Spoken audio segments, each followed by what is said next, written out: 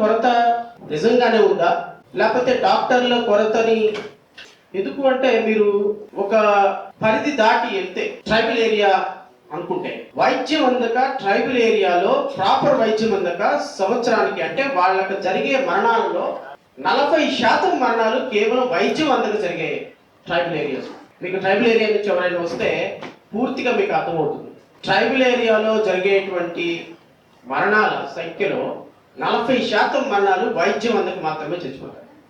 ఎందుకు వైద్యం అందదు అంటే ట్రైబల్ ఏరియాలో సరైన డాక్టర్లు ఉండరు, ఫెసిలిటీస్ ఉండవు, కాన్పులన్నీ కూడా నార్మల్ డెలివరీలే. కాన్పులు అయ్యేటప్పుడే సగం మంది చనిపోతారు మహిళలు, కాన్పుల్లోనే చిన్నపిల్లలు చచ్చిపోతారు. జ్వరం వచ్చినా, సీజనల్ డిసీజెస్ వచ్చినా వాళ్ళకి 30 సంవత్సరాలకే టీబీ మొత్తం వచ్చేస్తాయి. అంటే ట్రైబల్ ఏరియాస్ లో ఈ రోజు వరకు కూడా వైద్యం అనేది వాళ్ళకి అందని ద్రాక్ష పండులాగే మిగిలిపోయింది. I don't know, tribal areas లో పనిచేయడానికి విద్యార్థులు డాక్టర్స్ ఇంట్రెస్ట్ గా ఉండరు. ట్రైబల్ ఏరియాలో ఏదైనా ఫెసిలిటీస్ ఉన్నాయంటే అక్కడ ప్రాపర్ ఫెసిలిటీస్ లేకపోతే మల్టీ స్పెషాలిటీ హాస్పిటల్ కట్టేటువంటి అవకాశం ఉంది. సో 6,000 మంది మాత్రమే, అంటే 5.5 కోట్ల మంది ఇప్పుడు ఉన్నటువంటి ఈ యుగంలో మనం ఏం తింటున్నామో ఎవరికి తెలియదు, తినేది కరెక్టా కాదో తెలియదు, తినే తిండి కల్తీయా తెలియదు, కల్తీ లేదు, ఈవెన్ పీల్చే గాలితో సహా కల్తీ అయిపోయిన పరిస్థితుల్లో ప్రతి ఒక్కరికి 20 సంవత్సరాలకి 30 సంవత్సరాలకి షుగర్ వ్యాధులు వచ్చేస్తాయి. 40 సంవత్సరాలకి మనం ఊహించని వ్యాధులన్నీ కూడా 30-40 సంవత్సరాలకు వచ్చేస్తున్న పరిస్థితుల్లో రాబోయే ఇంకా 30-40 సంవత్సరాల్లో డాక్టర్స్ కొరత అంటే చాలా చాలా షార్టేజ్ ఉండేటువంటి పరిస్థితి ఉన్న పరిస్థితుల్లో డాక్టర్స్ సీట్లు పెంచాల్సినటువంటి పరిస్థితి, డాక్టర్స్ ని ఎక్కువగా ప్రొడక్టివిటీ చేయాల్సినటువంటి పరిస్థితి పేద ప్రజలకి మరి ముఖ్యంగా. ఎందుకంటే మన భారతదేశంలో ఎస్పెషల్లీ మనలాంటి అప్కమింగ్ ప్రోగ్రెసివ్ స్టేట్స్ లో 40%, 60%, 40 నుంచి 60% నిరుపేదలే ఉంటారు. ఇలాంటి నిరుపేదలకి, ట్రైబల్ ఏరియాస్ లో ఉన్న వాళ్ళకి, ఎస్సీ ఎస్టీలకి, పిల్లలకి, లేకపోతే పొడుగు బలహీన వర్గాలకి వైద్యం అనేది అందాలి అంటే ఖచ్చితంగా డౌన్ ట్రోడన్ నుంచి కమ్యూనిటీస్ లో నుంచి డాక్టర్స్ అవ్వాల్సినటువంటి పరిస్థితి ఉంది చాలా మంది. కానీ దురదృష్టం ఏంటి అంటే మనకున్నటువంటి 6,000 మంది 5.5 కోట్ల మంది ప్రజలకి ఇప్పుడు ఈ 6,000 మందిలో ఎక్కడ ఎంతమంది ఇక్కడ ఉంటారో ఆంధ్రప్రదేశ్లో తెలియదు. కొంతమంది వెళ్ళిపోవచ్చు, కొంతమంది ఎక్కడెక్కడో ఉండొచ్చు, కొంతమంది ప్రాక్టీస్ చేయొచ్చు, కొంతమంది కార్పొరేట్ హాస్పిటల్కి వెళ్ళిపోవచ్చు. ఇప్పుడు డాక్టర్లు అయిన వాళ్ళందరూ ఎవరు కూడా సేవ చేయడానికి వాళ్ళ హాస్పిటల్ పెట్టుకొని ప్రజల కోసం ట్రైబల్ ఏరియాస్ లో సేవ చేద్దామనే ఆలోచన లేదు. క్లినిక్స్ పెట్టుకునే అవకాశం ఎవరికి ఉండదు. ఎందుకంటే ఒక క్లినిక్ పెట్టాలంటే 10 కోట్లు, 20 కోట్లు, 50 కోట్ల రూపాయలు అయ్యేటువంటి ఎక్స్పెండిచర్ కష్టం. అందుకోసమని వాళ్ళు ఏం చేస్తారు, ఏదో ఒక హాస్పిటల్లో 3 లక్షలకు 4 లక్షలకు ఉద్యోగానికి చేరుకుంటారు.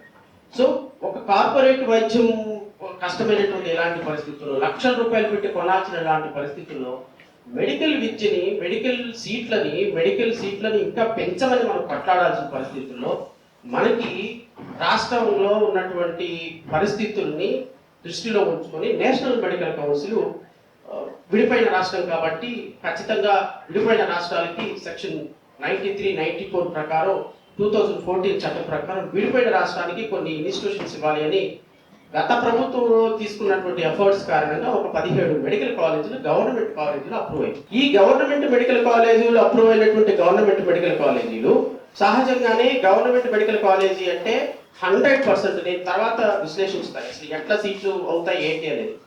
100కి 100% సీట్లు గవర్నమెంట్ కాలేజీ అంటే రిజర్వేషన్లోనే వెళ్తాయి. కొంత 50% రిజర్వేషన్లు వెళ్తాయి, కొంత ఓపెన్ కేటగిరీలో ఉన్న వాళ్ళకి వెళ్తాయి.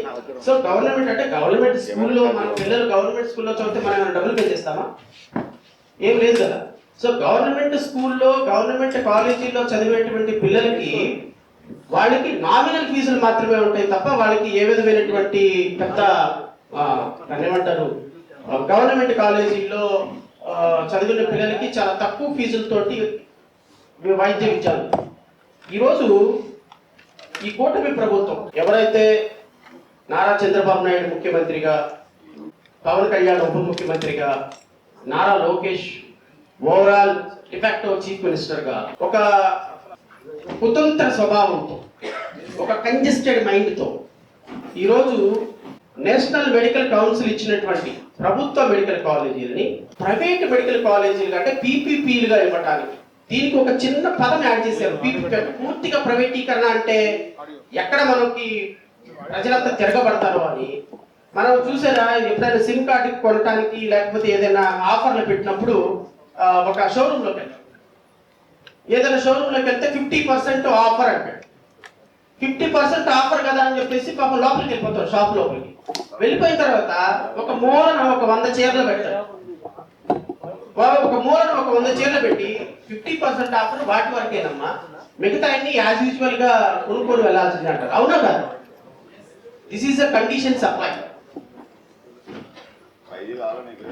అంటే ఒక కమర్షియల్ బిజినెస్ గా కస్టమర్ ని అట్రాక్ట్ చేయడం కోసం షాపు యజమానులు పాటించే చీప్ ట్రిక్స్ ని కండిషన్ సప్లై అని చెప్పి 50% గొప్ప తగ్గింపు ధరలు అని పెట్టి లోపలికి వెళ్ళిన తర్వాత ఇక్కడికి ఒక గొప్ప తగ్గింపు ధరలు కేవలం ఒక ఇదిగో ఈ స్టాక్ వరకు మాత్రమే, మిగతాదంతా యాజ్ యూజువల్ గా మీరు కొనుక్కెళ్ళిపోవాలని చెప్పేటువంటి ఒక దుర్మార్గకరమైనటువంటి అంటే బిజినెస్ స్టాటిస్టిక్స్ ని, బిజినెస్ టాక్టిక్స్ ని ప్రభుత్వాలు వాళ్ళకి ఓట్లేసి 164 సీట్లు ఇచ్చి మమ్మల్ని పరిపాలించండి అని అద్భుతమైనటువంటి మెజారిటీ ఇచ్చారు ప్రజలు, ఇప్పించాము మేమే. ఎందుకంటే ఇదే రూమ్ లో నాకు తెలిసి నేను ఒక 300 నుంచి 400 రౌండ్ టేబుల్ సమావేశాలు పెట్టుంటా గత ప్రభుత్వం మీద. ఇదే మీటింగ్, ఇదే సభలో అచ్చెన్నాయుడుతో సహా తెలుగుదేశం పార్టీలో ప్రముఖమైనటువంటి నాయకులతో సహా సిపిఐ, సిపిఎం మాలాంటి వ్యక్తులందరూ కూడా కలిసి ఇదే డాష్ మీద కొన్ని 100 సార్లు గత ప్రభుత్వం మీద ఫైట్ చేశాం, ఎన్నో అంశాల మీద ఫైట్ చేశాం. ఆ పోరాట ఫలితమే ఈ రోజు చంద్రబాబు నాయుడు చట్లెస్ కేటగిరీలో ముఖ్యమంత్రిగా, ఆడ తనయుడు డిఫాక్టో చీఫ్ మినిస్టర్ గా, పవన్ కళ్యాణ్ ఉప ముఖ్యమంత్రిగా తిరుగుతున్నారు. అది మీ గొప్పతనం కాదు. మాలాంటి వాళ్ళ గత ప్రభుత్వం మీద త్యాగం చేసి పోరాటం చేసి ఇచ్చినటువంటి అధికారం ఈరోజు కండిషన్ సప్లై లాగా, గొప్ప తగ్గింపు ధర లాగా పీపీపీ అనేటువంటి ఒక మోడల్లో పెట్టేసి. పీపీపీ అంటే అర్థం ఏంటి? పబ్లిక్ ప్రైవేట్ పార్ట్నర్షిప్ అంట. అంటే పబ్లిక్ దాంట్లో ఇన్వాల్వ్ అయి ఉంటుందంట, ప్రైవేటు పార్ట్నర్షిప్ ఉంటుందంట. ప్రజలందరూ గమనించాలి. పీపీపీ మోడల్ అంటే it is nothing but A private. PPP మోడల్లో పూర్తిగా ప్రైవేటైజేషన్. అంటే ఇక వైద్యంలో ఎవరైతే డబ్బులు పెట్టి కొనుక్కోగలరో, ఈ 17 కాలేజీల్లో వచ్చినటువంటి 4000 సీట్లు ఎవరైతే డబ్బులు పెట్టి 50% సీట్లు కొనుక్కోగలుగుతారో, ఒక్కొక్క సీటు 5 కోట్లు, 6 కోట్లు, 3 కోట్లు, 8 కోట్లు బేసింగ్ ఆన్ ఆ కాలేజీ యొక్క కెపాసిటీని బట్టి ఆప్షన్ పెట్టి అమ్మేసేసి కోట్ల రూపాయల తందాకి తరలు తీసి, దీని కాన్సిక్వెన్సెస్ కూడా చెప్తాను నేను. ఒక ప్రైవేట్ మెడికల్ కాలేజీ ఈ రోజు ప్రభుత్వ మెడికల్ ఒక ఎన్ఎంసి గైడ్ లైన్స్ ప్రకారం ఒక మెడికల్ కాలేజీ ఉండాలి అంటే మెడికల్ కాలేజీకి అనుబంధంగా 300 పడకల ఒక హాస్పిటల్ ఉండాలి, ఖచ్చితంగా ఉండి తీరాలి. 300 హాస్పిటల్స్ పడక ఎందుకు హాస్పిటల్ ఉంటుంది అంటే పేషెంట్స్ ని, అక్కడికి వచ్చేటువంటి పేషెంట్స్ ని ఆ హాస్పిటల్లో ట్రీట్ చేసి, ఆ హాస్పిటల్లో ఉన్న పేషెంట్ల యొక్క ట్రీట్మెంట్ ద్వారా ఎలా ట్రీట్ చేయాలి మెడికల్ కాలేజీల పిల్లలకి ప్రాక్టికల్ గా విద్యను నేర్పించాలి. కాబట్టి మెడికల్ కాలేజీలో ఉన్నటువంటి పిల్లలకి ప్రాక్టికల్ గా వాళ్ళకి పేషెంట్లు కావాలి అంటే ఖచ్చితంగా మెడికల్ కాలేజీకి అనుబంధంగా ఒక హాస్పిటల్ ఉండి తీరాలి. 300 పడకల ఆసుపత్రి. ఈ ఆసుపత్రి ప్రభుత్వ మెడికల్ కాలేజ్ అయితే ప్రైవేటు హాస్పిటల్స్ వాళ్ళు నిర్వహిస్తారు. అదే గవర్నమెంట్ మెడికల్ కాలేజ్ అయితే గవర్నమెంట్ హాస్పిటల్ ఉంటుంది. ఇప్పుడు ఈ ప్రైవేట్ పీపీపీ మోడల్లో ప్రతి మెడికల్ కాలేజీకి ఎవరైతే పీపీపీ మోడల్లో వచ్చి దీంట్లో మేము పెట్టుబడి పెట్టి ఇదిగో ఈ టెండర్ని దక్కించుకున్నారో, లీజ్ టెండర్ని దక్కించుకున్నారో, ఫర్ ఎగ్జాంపుల్ నేను నర్సీపట్నం వెళ్ళాడు జగన్మోహన్ రెడ్డి. నర్సీపట్నం మెడికల్ కాలేజీని ఒక ప్రభుత్వ medical college private PPP model చేసి ఒక ఎక్స్ అనేటువంటి పర్సన్ కి ఆ మెడికల్ కాలేజీ ఇచ్చేశారు. ఆయన బాధ్యత ఏంటి? ఓ 400 కోట్లు 500 కోట్లు పెట్టి మెడికల్ కాలేజీ కట్టాలి అద్భుతంగా, దానికి అనుగుణంగా ఉన్నటువంటి ఒక హాస్పిటల్ నిర్మించాలి, దాని ఇన్ఫ్రాస్ట్రక్చర్ నిర్మించాలి, ల్యాబ్లు నిర్మించాలి. ఇట్లా హాస్పిటల్ కి మెడికల్ కాలేజీకి సంబంధించినటువంటి పూర్తి హంగులతోటి అతను నిర్మించాల్సినటువంటి ప్రభుత్వం పెట్టుబడి పెట్టదు, ప్రైవేటు వాళ్ళే పెట్టుబడి పెట్టి ఇవన్నీ నిర్వహించాలి.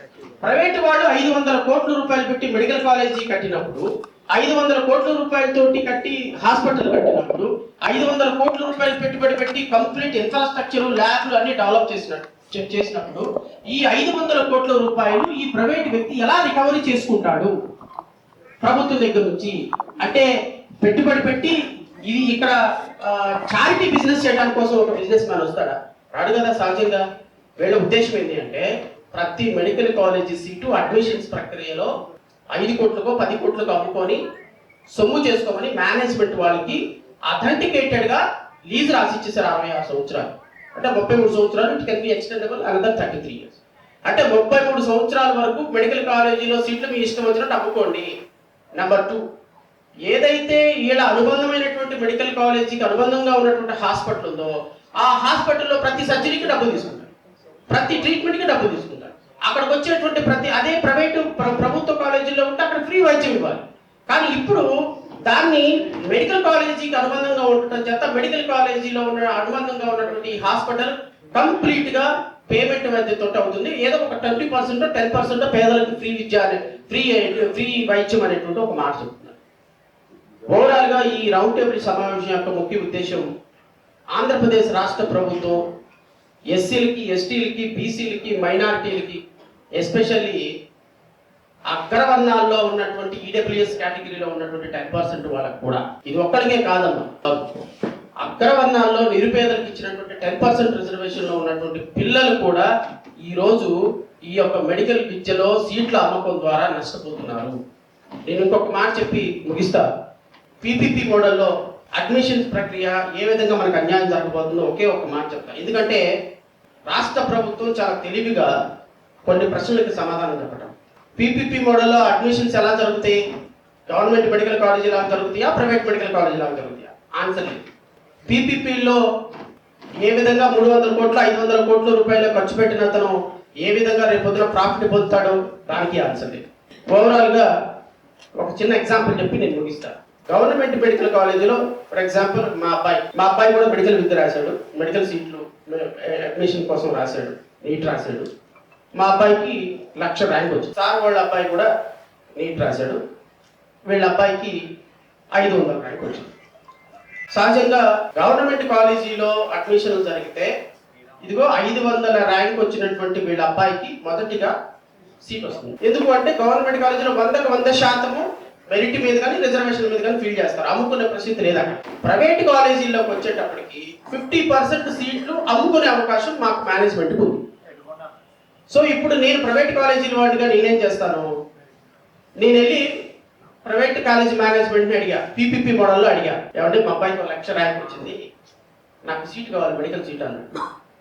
సార్ మరి మీ అబ్బాయికి 1,00,000 ర్యాంక్ అంటే 500 వచ్చిన వాళ్ళకే సీట్ లేదు, మరి మీ అబ్బాయి 1,00,000 ర్యాంక్ అంటున్నారు కదా, మీరు ఒక 5 కోట్లు ఎంత కట్టగలుగుతారు మీరు అని.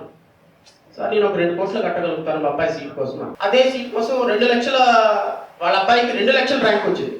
ఈ మల్లికార్జున వచ్చాడు, సార్ నేను 5 కోట్లు ఇస్తాను సార్ మా అబ్బాయికి సీట్ ఇవ్వండి, మా అబ్బాయికి 2 లక్షల ర్యాంక్ వచ్చింది, సో మా అబ్బాయి డాక్టర్ అవ్వాలి, వాడి అందులో చదవటం లేదు, 2 లక్షల ర్యాంక్ వచ్చింది, మా అబ్బాయికి సీట్ ఇవ్వాలి, 5 కోట్లు ఇస్తాను.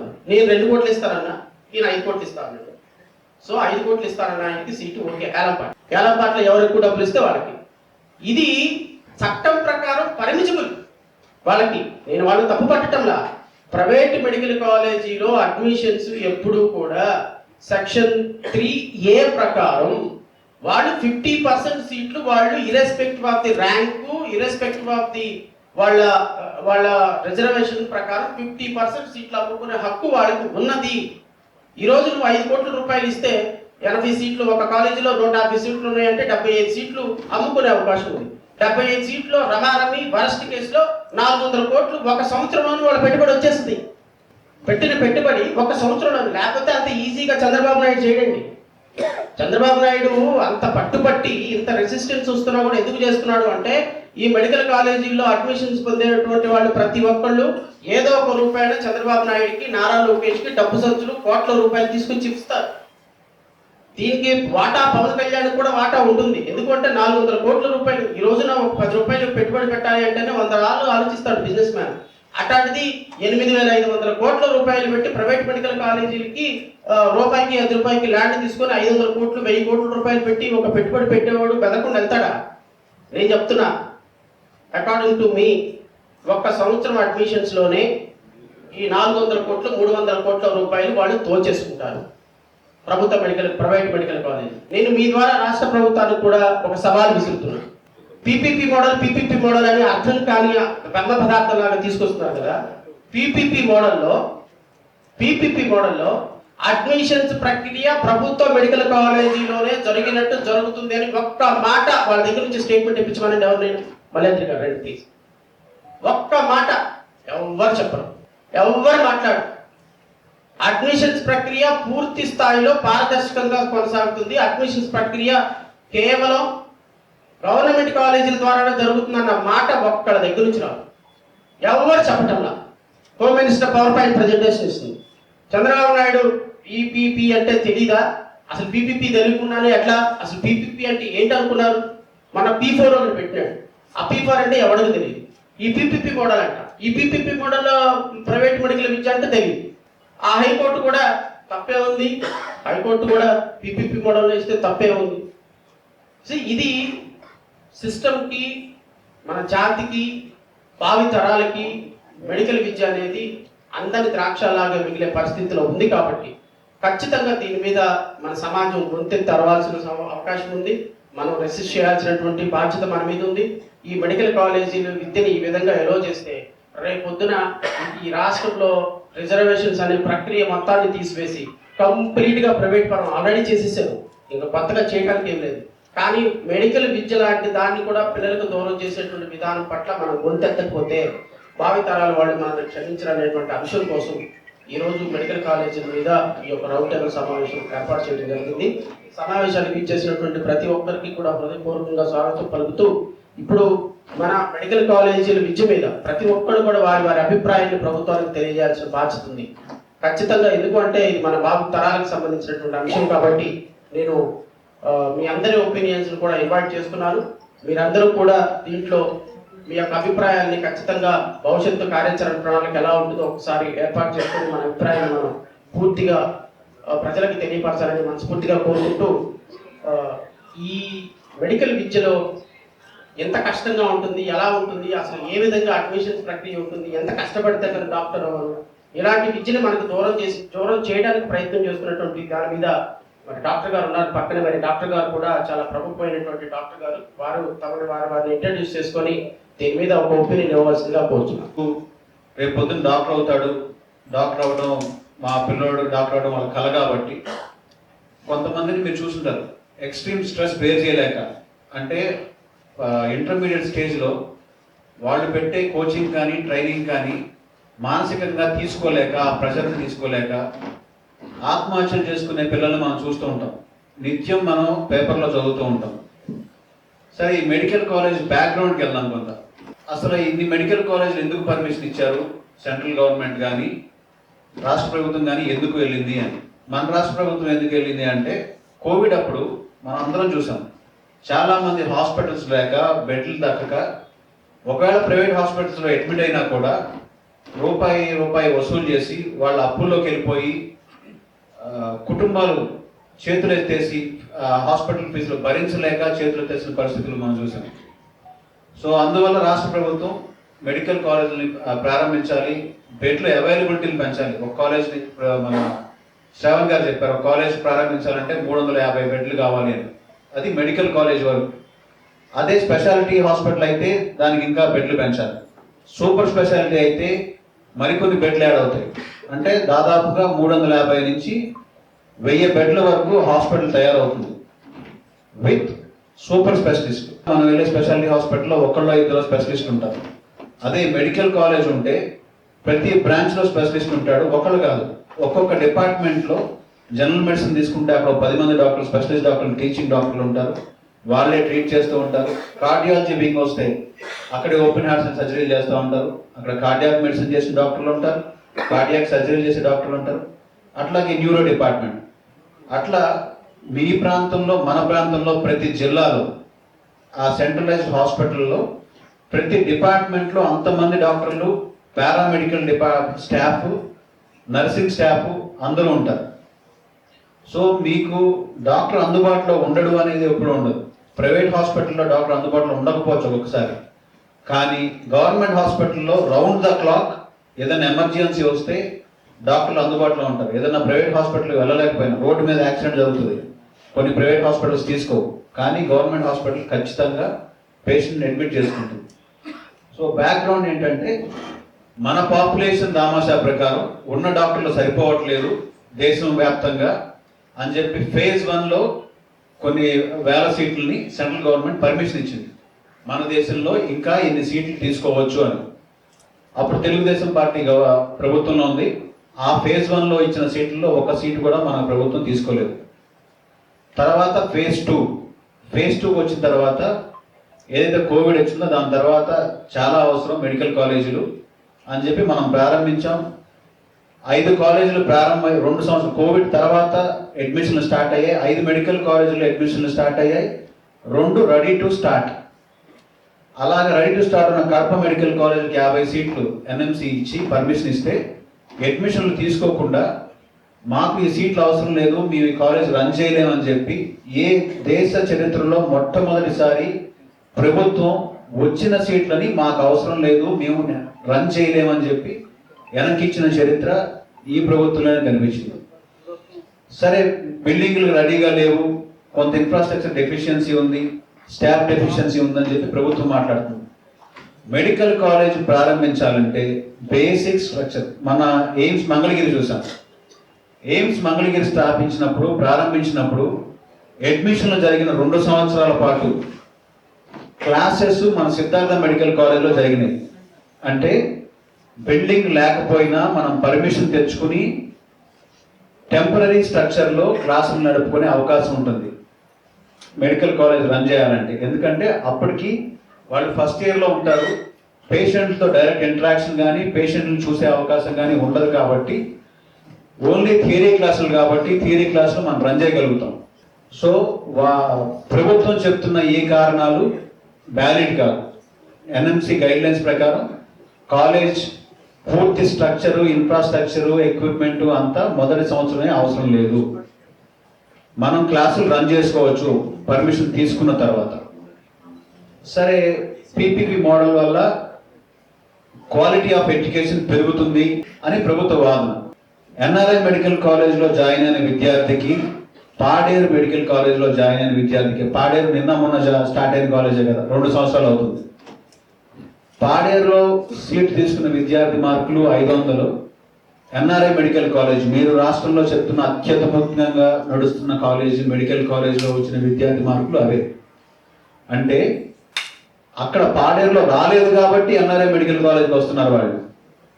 పాడేరులో కానీ మన కొత్తగా స్టార్ట్ అయిన పాడేరు కానీ ఏలూరు కానీ ఇలా ఎందుకు పేషెంట్ అవైలబిలిటీ కానీ ఎక్స్పోజర్ కానీ ఫీ స్ట్రక్చర్ కానీ మనకు అందుబాటులో ఉండి మనం చదువుకునే పరిస్థితులు ఉండేది గవర్నమెంట్ మెడికల్ కాలేజీలోనే.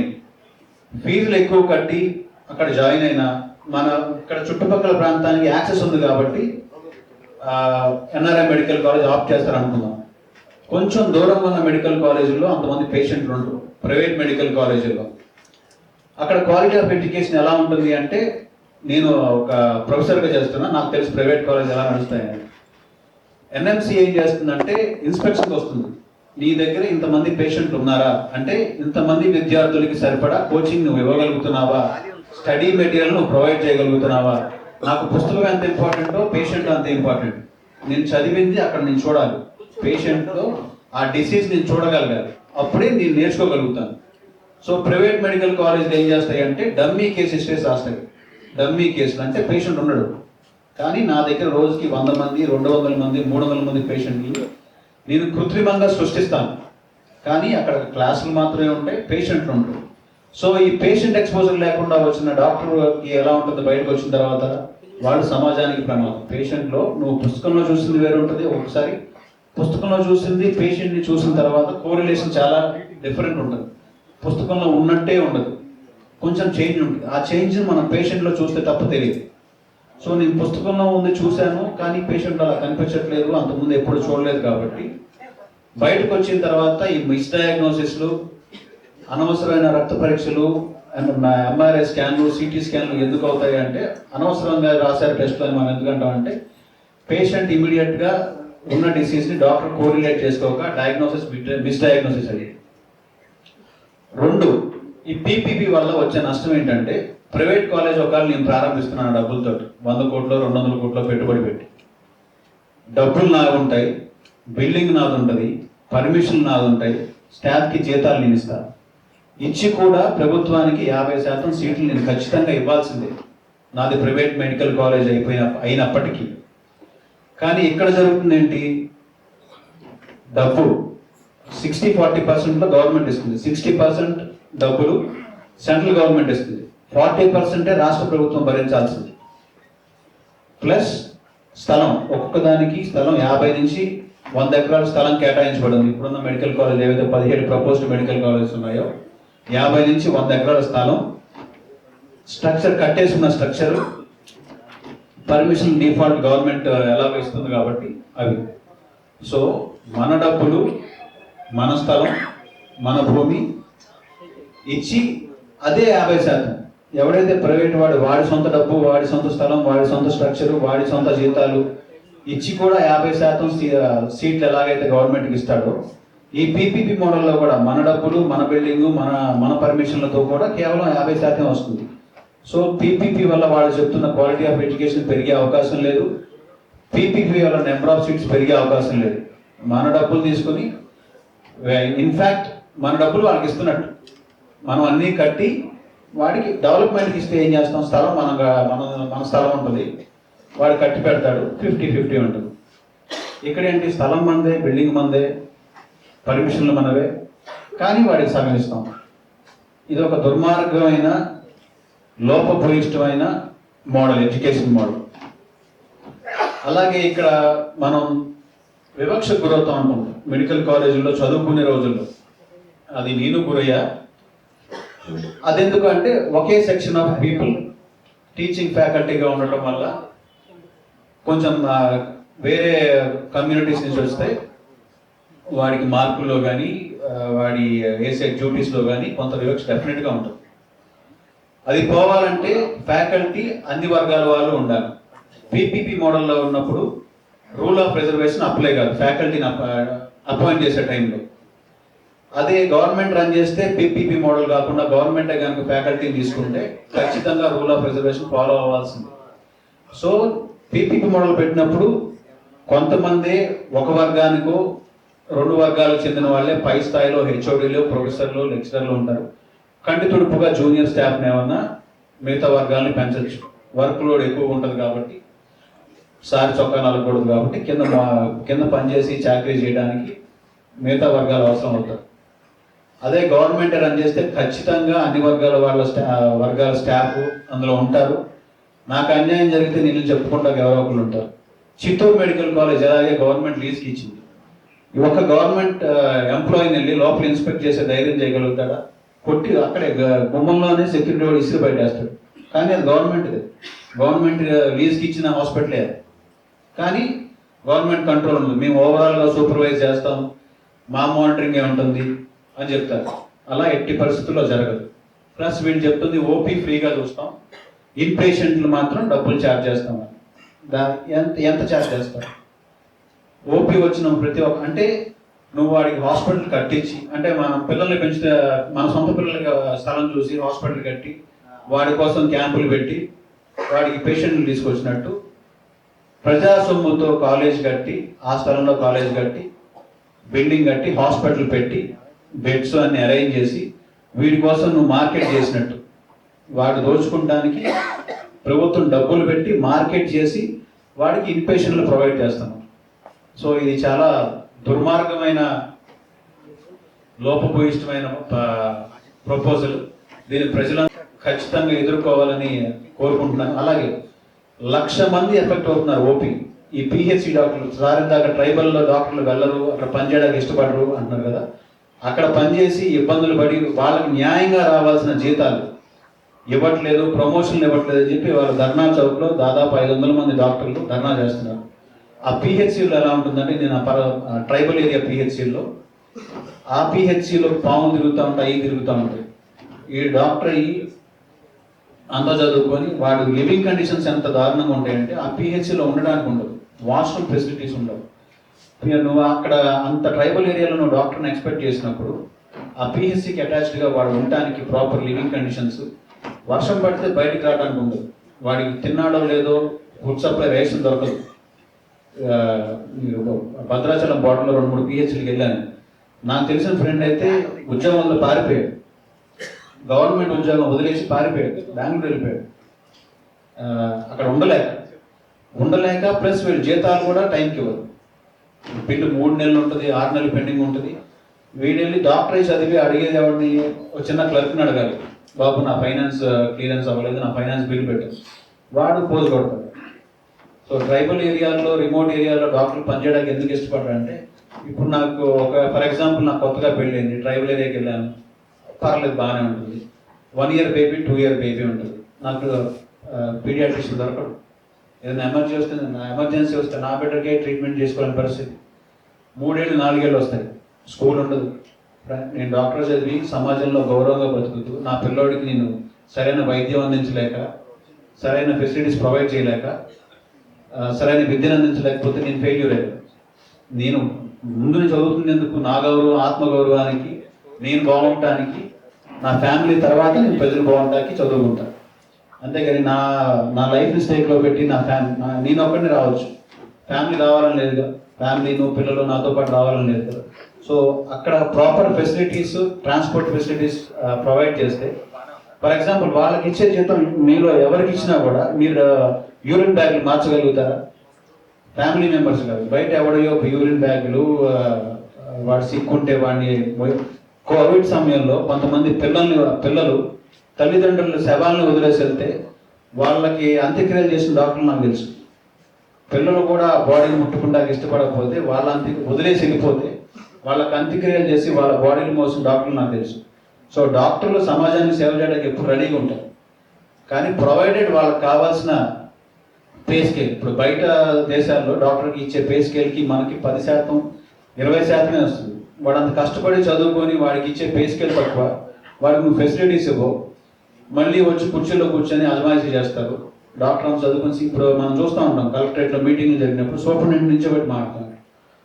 సూపరింటెండెంట్ 40 ఏళ్ల పాటు వైద్యం చేసి కొన్ని వేల మందిని, లక్షల మందిని చూసి వైద్యం అందించి ప్రాణాలు పోసిన వ్యక్తిని నువ్వు నిన్న కనుక మనం గ్రూప్ 1 చేసి ఏదో చేసి IAS చేసి వచ్చావని చెప్పి నిల్చోబెట్టి మాట్లాడతాం. అది ఎంతవరకు కరెక్ట్? ఆత్మగౌరవం దెబ్బతీస్తారు, వాళ్ళు రకరకాలుగా వేధిస్తారు, పోస్టింగ్లు వేస్తారు, జీతాలు ఆపుతారు, లివింగ్ కండిషన్స్ ఉండవు. వర్షం పడితే మోకాళ్ళ లోతు బురదలు ఉంటాయి ట్రైబల్ ఏరియాలోకి వెళ్తే, అయినా కూడా అక్కడ పనిచేస్తారు. ఆ జీతాలకు మనలో ఎవరూ పనిచేయము, డాక్టర్లు కాకుండా మిగతా వాళ్ళు ఎవరు ఆ జీతానికి ఆ యూరిన్ బ్యాగ్లో చేంజ్ చేయడానికి రెడీ అవుతాయి. వామిట్ అయితే నాకు తెలుసు, నేను ట్రీట్మెంట్ చేసేటప్పుడు చిన్న పిల్లలు వామిట్ చేసుకున్నాను, నేను డెంటిస్ట్ని, నేను గ్లౌస్తో నేను ఆ వామిట్ పట్టి పోసేవాను. తల్లిదండ్రులు తప్ప అది ఎవరు చేయలేదు. మాస్క్ గ్లౌజ్ వేసుకున్న తర్వాత ఆ ఫీలింగ్, ఆ చేసే వైద్యం డిఫరెంట్గా ఉంటుంది మామూలు గుట్టిగా చూసినప్పటికీ దానికి. సో అంత చేసి అలాంటి క్వాలిటీ డాక్టర్ని తయారు చేసే గవర్నమెంట్ హాస్పిటల్స్ మీరు వాళ్ళు చనిపోయడానికి సిద్ధపడుతున్నారు. సో దాన్ని మనం ఎదుర్కోవాలి.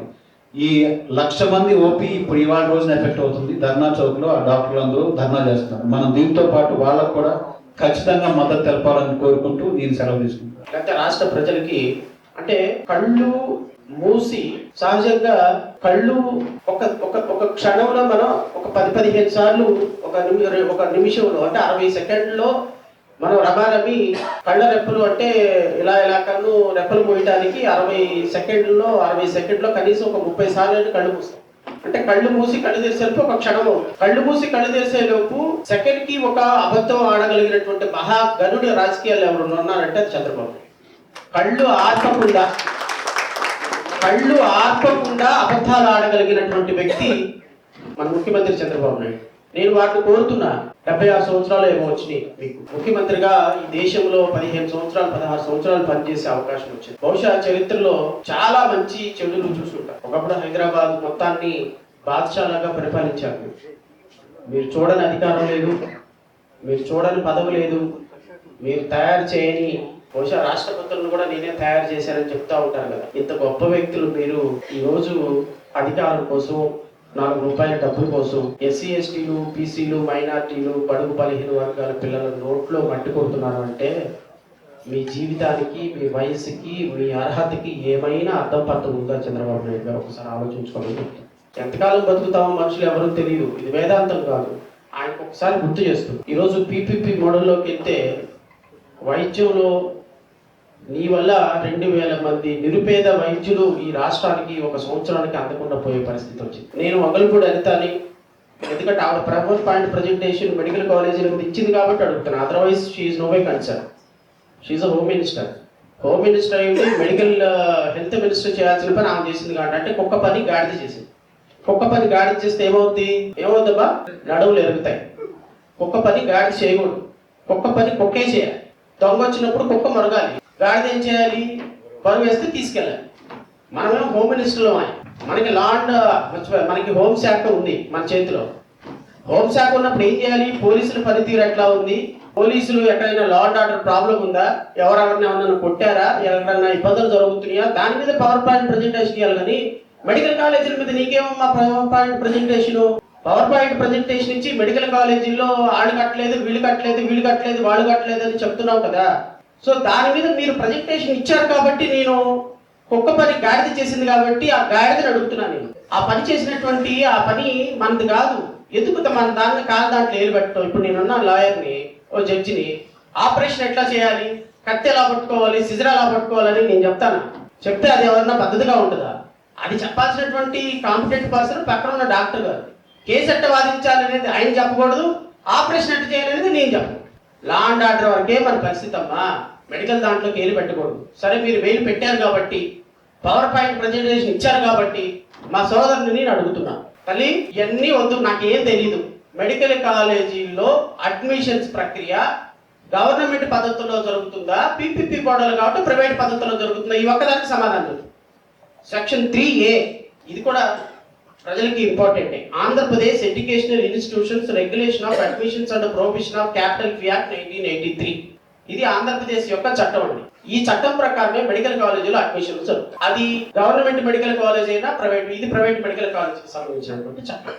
ఇది unaided regulation of admissions prohibition of capital fee act. దీంట్లో సెక్షన్ 3A ఏం చెప్తుందో ఒకసారి మీకు చెప్తా. Special provisions in respect of unaided private educational institutions. ఇప్పుడు పీపీపీ మోడల్లో గవర్నమెంట్ని తీసుకొచ్చి పీపీపీ మోడల్లో పెట్టారు కాబట్టి అది ప్రైవేట్ ఎడ్యుకేషనల్ ఇన్స్టిట్యూషన్స్ గానే పరిగణించబడాలి. ఎందుకంటే ఇది no more government now. So government కాదు కాబట్టి private education, unaided private education. Unaided private educations లో అడ్మిషన్ ప్రక్రియ ఎలా ఉంటుంది అంటే, notwithstanding anything contained in section 3 but subject to section rules and may be made in this behalf and the Andhra Pradesh Educational Institutions Regulation of Admissions Order 1974, it shall be lawful for the management of any unaided private engineering colleges, medical colleges, dental colleges, engineering, medical, dental, no colleges, and such other class of unaided educational institutions as may be notified by the government in this behalf to admit students into the colleges or educational institutions to the extent of 1/2 of the total number of seats. 50% of the total number of seats lo 50% seats from among those who have qualified in the common entrance test or common entrance test lo qualify అయినటువంటి 50% విద్యార్థులు తోటి 50% సీట్లు లేదా in the qualifying examination as the case may be referred in subsection 1 section 3 ఇది చాలా important word అండి. irrespective of the ranking assigned to them in such a test or examination, irrespective of the ranking assigned to them. అంటే నాకు 100 rank వచ్చిందా, 10,000 rank వచ్చిందా, 1,00,000 rank వచ్చిందా, 10 లక్షల rank వచ్చిందా అనేది సంబంధం లేదు. 35 మార్కులు క్వాలిఫైయింగ్ మార్క్స్ వచ్చిన తర్వాత ర్యాంకుతో సంబంధం లేకుండా నువ్వు క్వాలిఫై అయితే చాలు 50% సీట్లు వాళ్ళు ఫిల్ చేసుకోవచ్చు మేనేజ్మెంట్. ఈ క్లాజ్ని సప్రెస్ చేసి, ఈ క్లాజ్ ప్రకారం రేపొద్దున ప్రైవేట్ మెడికల్ కాలేజీలో అడ్మిషన్స్ జరిగే ప్రతి ప్రైవేట్ మెడికల్ కాలేజీ పీపీపీ మోడల్లో 150 సీట్లు ఉంటే 75 సీట్లు, 200 సీట్లు ఉంటే 100 సీట్లు మా ఇష్టం వచ్చిన వాళ్ళ చేత ఫిల్ చేసుకుంటాం. నేను చెప్తున్నాను రమారమి, ఒక్కొక్క మెడికల్ కాలేజీ రమారమి 500 కోట్ల రూపాయలు కేవలం అడ్మిషన్స్ లో మాత్రమే విద్యార్థుల దగ్గర నుంచి కొనగొట్టాయి. వేలం పాట ఇంకంతే, ఆప్షన్ ఎవడు ఎక్కువ పాడుకుంటాడో వాడిదే సీటు. సార్ నాకు 1000 ర్యాంక్ వచ్చింది సార్, నేను ఎస్సీ సార్, అయిపోయినాయి అమ్మా 50% సీట్లు అమ్మేసుకున్నాం. 50% లో లేదు, మీరు 50% మాత్రమే ఫిల్ చేయాలి. ఇది మా ప్రైవేట్ మెడికల్ కాలేజ్, మేము పెట్టుబడి పెట్టాం. సో నో సీట్, డబ్బులు ఇచ్చిన వాడికే సీటు. ఈ క్లాసు మీరు రేపు పీపీపీ మోడల్లో ఒమిట్ చేశారా, ఈ పీపీపీ మోడల్లో ఈ క్లాస్ తోటి అడ్మిషన్స్ చేస్తారా, ఇది ఒక్కటి రాష్ట్ర ప్రభుత్వం క్లారిఫికేషన్ ఇవ్వనండి సార్. ప్రతాప్ గారు, మీ పాప మీ పిల్లలు ఎంబీబీఎస్ కదా, ఇద్దరా ఒకళ్ళ? ఇద్దరు ఎంబీబీఎస్. గవర్నమెంట్ మెడికల్ కాలేజా? ఓకే, ఈ రెండు గవర్నమెంటా ప్రైవేటా? రెండు గవర్నమెంటే. ఓకే, ఒక సాధారణమైన జర్నలిస్టు నాకు తెలిసి గట్టిగా ఒక 25,000 రూపాయలు నెలకి సంపాదించాలి అంటే కూడా కిటకిటకిట్లు ఆడిపోయేటువంటి ఒక సాధారణమైన జర్నలిస్టు, ఎస్సీ, షెడ్యూల్ క్యాస్ట్, ఇద్దరు పిల్లల్ని మెడికల్ మెడికల్ మెడికల్ ఎంబీబీఎస్ చదివిస్తున్నారు. ఎంత గొప్ప అండి ఇది. ఒక చిన్న పేపర్ నెలకోసారి వస్తుంది ఆ పేపర్. ఆ తండ్రి ఆ కాలేజీలో మెడికల్ కాలేజీలో చదివిస్తున్నాడంటే అర్థం గవర్నమెంట్ మెడికల్ కాలేజే కదా. సార్ మీరు ప్రైవేట్ మెడికల్ కాలేజీలో అయితే చదివించగలుగుతారా? ఈ డాక్టర్ గారే చదివించలేరంట private medical college. So doctor గారే చదివించలేనప్పుడు మనకి లైవ్ ఎగ్జామ్స్ ఇక్కడే కనబడుతుంది. ఒక ఒక ఒక సాధారణమైన పిల్లలు, ఇప్పుడు వాళ్ళ పిల్లలు డాక్టర్లు అయితే వాళ్ళు రేపొద్దున ఎంత కష్టపడి మా నాన్న చదివించాడు, పేదవాడి కష్టం తెలిసినటువంటి ఆ పిల్లలు రేపొద్దున ఎంత సేవ చేస్తారు. 40-50 సంవత్సరాలు ఈ దేశానికి డాక్టర్లుగా ఎన్ని వందల మంది ప్రాణాలు నిలబెడతారు. అదే ఒక కోటీశ్వరుడు పిల్ల చదువుకుంటే పేదవాళ్ళకి, నిరుపేదల వాళ్ళకి వైద్యం చేస్తారండి? చేస్తారా? Please answer. ఇది ప్రపంచానికి తెలియాలి. చేస్తారా? సార్ ప్లీజ్ కూర్చోండి. అంటే ఈ విధమైనటువంటి ప్రక్రియని మనం అడ్డుకట్ట వేయలేకుండా వదిలేస్తున్నాము అంటే ఈ సమాజం మోగిపోయినట్టు. సో నేను ఎవరి ప్రభుత్వం హయాంలో ఇవి వచ్చినాయి, ఏ జీవోలు ఎన్ని అన్ని నా దగ్గర ఉన్నాయి. వైఎస్ఆర్సీపీ గవర్నమెంట్లో మెడికల్ కాలేజీలు ఎన్ని వచ్చినాయి, వాళ్ళు ఎంత ఎఫర్ట్ పెట్టి మెడికల్ కాలేజీలు తీసుకొచ్చారనే ప్రయత్నం నేను చెప్పే ప్రయత్నం చేస్తాను. ఇప్పుడు కాదు, మళ్ళీ ఇంకో స్పీకర్ మాట్లాడింది. సో ఈ 3A ప్రకారంగా 50% సీట్లు అమ్ముకునేటువంటి ప్రయత్నం రాష్ట్ర ప్రభుత్వం చేస్తున్నప్పుడు ప్రశ్నించే పవన్ కళ్యాణ్ ఎక్కడ లేడు. సో రాష్ట్రంలో ఖచ్చితంగా ప్రజల తరఫున మనం మాట్లాడాలనేటువంటి ఒక అంశాన్ని మీ అందరి దృష్టికి తీసుకొస్తూ, ఇప్పుడు ఆమ్ ఆద్మీ పార్టీ తరఫు నుంచి మనకి వారి పార్టీ రిప్రజెంటేటివ్ ఒకరు వచ్చారు. తర్వాత మా మిత్రుడు, సోదరుడు, హైకోర్టు న్యాయవాది బషీర్ అహ్మద్ గారు కూడా ముస్లిం లీగ్ పార్టీ నుంచి వచ్చారు. వారిని కూడా సాధారణంగా ఈ సభ ఆహ్వానిస్తుంది. రమణయ్య గారు డైరెక్టర్ దూరదర్శన్, వారు కూడా వచ్చారు. వారిని కూడా హృదయపూర్వకంగా ఆహ్వానం పలుకుతున్నాం. JNTU university Kakinada director G Abbai గారు కూడా వచ్చారు. వారికి కూడా ఈ సభ స్వాగతం పలుకుతుంది. సో ఈదర గోపిచంద్ గారు వచ్చారు. సార్ చాలా మంచి పోరాటం చేసినటువంటి నేపథ్యం ఉంది, పల్నాడు నుంచి వచ్చారు. నేను వారిని కూడా సాధారణంగా ఆహ్వానం పలుకుతున్నాను. మీరందరూ కూడా మీ ఒపీనియన్స్ క్లుప్తంగా, వీలైనంత క్లుప్తంగా ప్రజలకి అర్థమయ్యే రీతిలో చెప్పగలిగితే కొంచెం ఒక మంచి మెసేజ్ వెళ్ళే అవకాశం ఉంది. సో నేను ఇప్పుడు ఆమ్ ఆద్మీ పార్టీ రిప్రజెంటేటివ్ మాట్లాడవలసిందిగా మనస్ఫూర్తిగా కోరుతున్నాను. వచ్చిన పెద్దలందరికీ నమస్కారం. ఇదే హాల్లో గత ప్రభుత్వం సంబంధించి చాలా మీటింగ్లు వీళ్ళతో పార్టిసిపేట్ చేశాం. ఆ ప్రభుత్వంలో చాలా మాట్లాడారు వాళ్ళు. ముఖ్యంగా చెప్పాలంటే అప్పులు కానీ అన్ని అంశాల మీద మాట్లాడిన ప్రస్తుత ప్రభుత్వం గవర్నమెంట్లో వచ్చిన తర్వాత, ఎన్ని సీట్లు వచ్చిన తర్వాత 1 yearలోనే ఇంత ప్రజా వ్యతిరేకత తెచ్చుకునే విధానం అంటే వాళ్ళ ఆలోచన విధానం మనకు అర్థమవుతా ఉంది. కరోనా సమయంలో ఒక 60 రోజులు ఫీల్డ్లో ఉన్నాను నేను, అంటే ఫుడ్ సప్లై చేయడానికి. ఆ రోజు చూశాను ముఖ్యంగా వ్యవస్థలు ఎంత చెత్తగా ఉన్నాయనేది నేను ఆ రోజు గమనించి. ఎందుకంటే ఒకవైపు ప్రజా వైద్యం లేదు, రెండో వైపు వచ్చేసి ప్రైవేట్ హాస్పిటల్ ఆరోగ్యశ్రీ యాక్సెప్ట్ చేయట్లేదు, ఉన్నగాని చెప్పట్లేదు. మనీ కడితేనే అడ్మిట్ చేసుకుంటా ఉన్న పరిస్థితి ఉన్నప్పుడు 14,000 మంది పేదలు కళ్ళెదురుగానే చచ్చిపోయిన పరిస్థితి ఆ రోజు.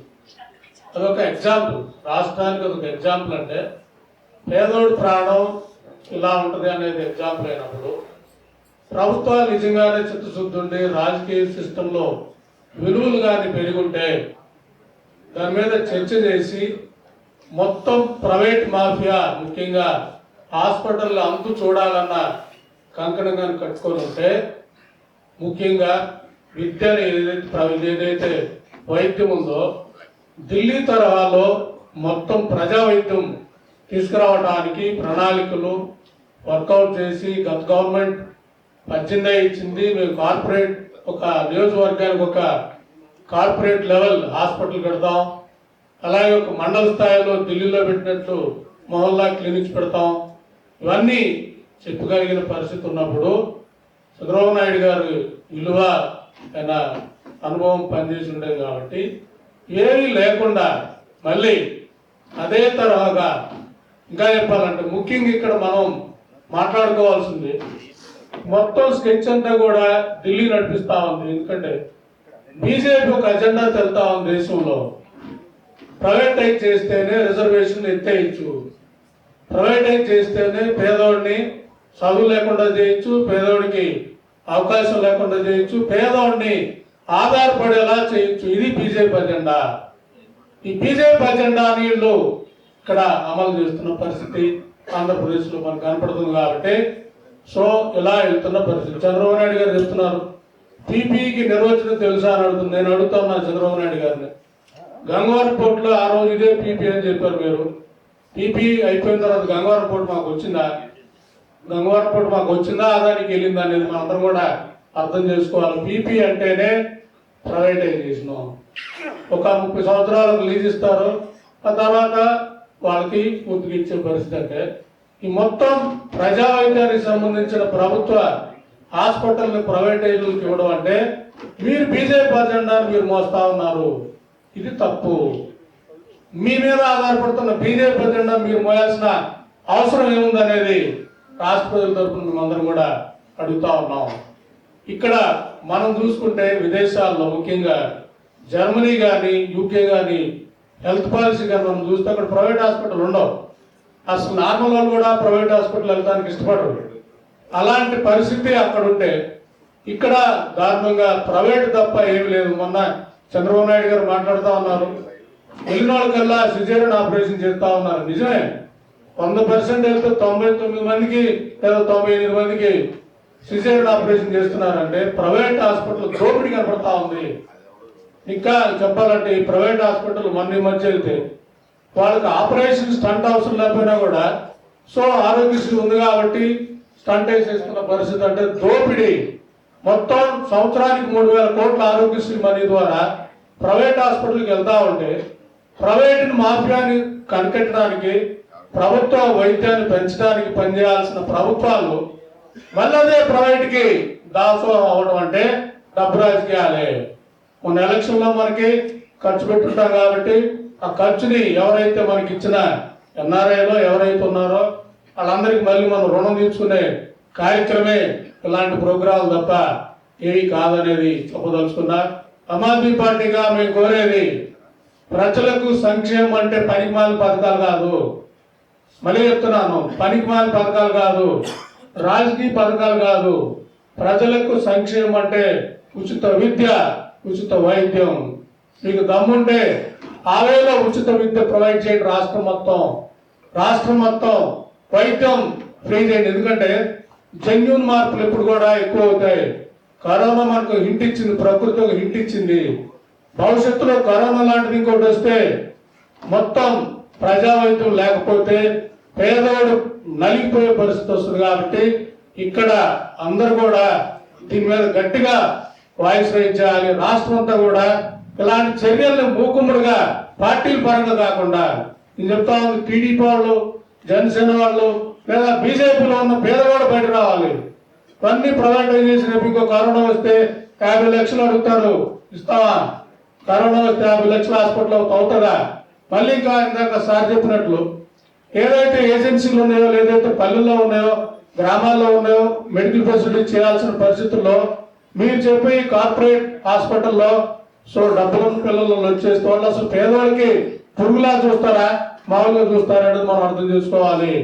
ఎప్పుడైనా ప్రభుత్వ పరంగా ఉంటేనే పేదవాళ్ళు వచ్చేస్తారు. పేదవాళ్ళు అంటే అన్ని కులాల్లో ఉంటారు. మీరు చెప్తా ఉంది ఇక్కడ రిజర్వేషన్ అప్పుడే కాదు, ఈ గవర్నమెంట్ కాలేజెస్ వల్ల ఈవెన్ కమ్మైనా, కాపైనా, రెడ్ అయినా పేదవాడు 5 కోట్లు 6 కోట్లు ఎవరు పెట్టలేరు. ఎవరో మాఫియా పెద్ద పెద్ద వాళ్ళు తప్ప వాళ్ళందరూ కూడా ఈ అవకాశాలు పోయే పరిస్థితి ఉండదు. కాబట్టి రూట్ లెవెల్ నుంచి వచ్చిన పేదవాళ్ళు, మధ్య తరగతి వాళ్ళు డాక్టర్లు అయితేనే రాష్ట్రంలో రేపు ఇంకో కరోనా లాంటి ఉపద్రవం వచ్చినప్పుడు ఆదుకునే పరిస్థితి వస్తుంది. కాబట్టి గవర్నమెంట్ మళ్ళీ చెప్తా ఉన్నాం, పబ్లిక్ పరంగా చేయాలి. అన్ని కూడా వైద్యం పబ్లిక్ చేయాలి, విద్య పబ్లిక్ చేయాలి. కానీ ప్రైవేట్ పరం చేస్తా ఉన్నాం అంటే బీజేపీ గురించి మాట్లాడుతున్నాం, బీజేపీ అజెండా మాట్లాడుతున్నారు. మీరు అదాని కోసం పనిచేస్తా ఉన్నారు. మీరందరూ కూడా అదాని హాస్పిటల్లో ఎంటర్ అవుతున్నాడు కాబట్టి మీరందరూ కూడా హాస్పిటల్ పరంగా వెళ్తున్న పరిస్థితి. ఇక్కడ నేను చెప్తా ఉంది, ఆమ్ ఆద్మీ పార్టీగా మేము రాజకీయాలు ఎక్కువ మాట్లాడాం. గత ప్రభుత్వం ఇదే హాస్పిటల్స్ మొదలుపెట్టినప్పుడు మనీ లేవని చెప్పేసి వాళ్ళు ఆ రోజు విచ్చలవిడిగా పథకాలు 10 లక్షల కోట్లు అప్పులు చేశారని వెళ్ళిపోయిన తర్వాత వాళ్ళు వెళ్ళిపోయారు, మళ్ళీ వీళ్ళు వచ్చారు. వీళ్ళు వచ్చిన తర్వాత అంతకు మించిన పథకాలతో 3 లక్షల కోట్ల బడ్జెట్ లో సంవత్సరానికి 2,000 కోట్లు ప్రజావైద్యానికి పెట్టలేకపోతున్నారంటే మీరు పరిపాలిస్తున్నారా, వ్యాపారం చేస్తున్నారనేది ఆమ్ ఆద్మీ పార్టీగా మేము ప్రశ్నిస్తున్నాం. రెండు పార్టీలు కూడా నేను చెప్పదలుచుకుంటుంది మెయిన్, దీన్ని సమస్యను రాజకీయంగా కాకుండా చర్చ తీసుకురాండి రాష్ట్ర ప్రజల దృష్టిలో అందరిని కలుపుకునే విధంగా. ఈ ప్రైవేటైజేషన్ చేయటం వల్ల, పీపీ అవడం వల్ల జరగబోయే ఉద్యోగాలన్నీ కూడా అందరూ సామాజిక కార్యకర్తలు కానీ అందరూ కూడా స్పందించి మాట్లాడితేనే ఇది అందరికి వెళ్ళే విధంగా ఉంటుంది. కాబట్టి దీన్ని రాజకీయ రంగు రెండు పార్టీలు పుట్టేసి ఆయన పోతే ఈయన, ఈయన పోతే ఆయన, ఆయన పోతే ఈయన, మార్పు ఏది రాదని సో మాలాంటి వాళ్ళు రాజకీయాలకు రావడం, ఇంతలా మాట్లాడటం జరుగుతుంది అనేది. ఇక్కడికి వచ్చిన ప్రతి ఒక్కరు కూడా మార్పు జరగాలి.